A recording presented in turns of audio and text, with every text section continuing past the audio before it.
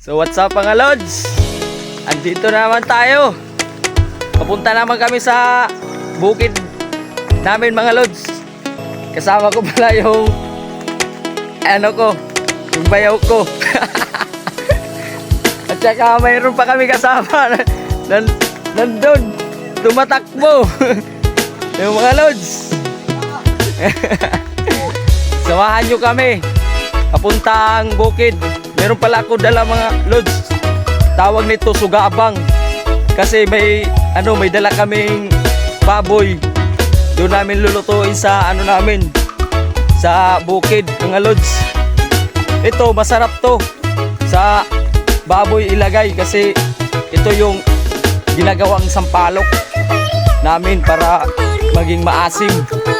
Kasi maasim to tulad ng pagmamahal niya. Ay, sarap. Yung mga lods, oh.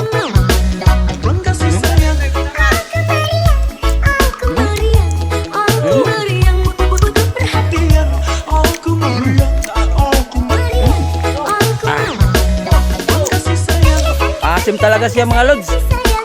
Tawag nito sugabang. Pwede ito ipanlagay sa tinula o sa sa isda, sa pasayan, kahit pwede ito basta magsabaw kayo. Ang ganda ng view dito mga lods. Tara, samahan nyo kami papunta sa namin sa bukid mga lods. Lapit-lapit na tayo papunta sa bukid namin mga lods. Ito pala yung daanan mga lods, oh.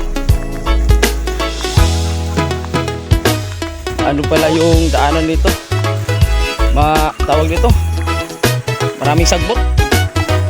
Mga lods, oh. Ang ganda ng view dito mga lods.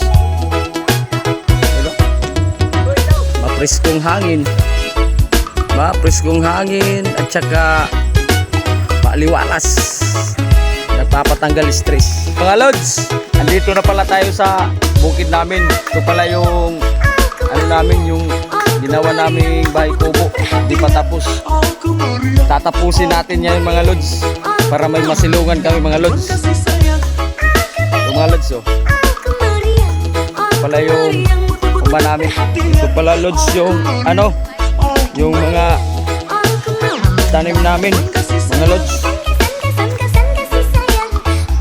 Ito yung kamuting kahoy mga lods na tinanim ni nanay at saka ng asawa ko mga lods. Medyo medyo malalaki na.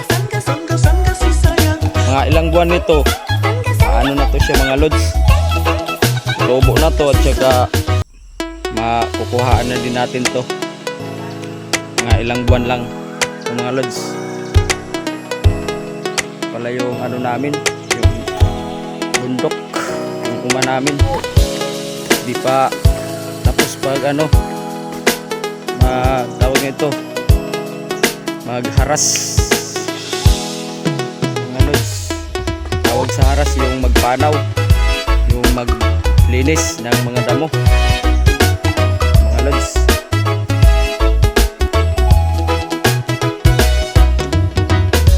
Ito ganito kaganda dito mga lods. So maraming salamat sa panonood mga lods at sana hindi kayo magsawa sa mga vlog at mga video ko mga lods. Very guwapo pero may pangarap. Follow, like, and share. Rodrigo Vlog. Very guwapo pero may pangarap.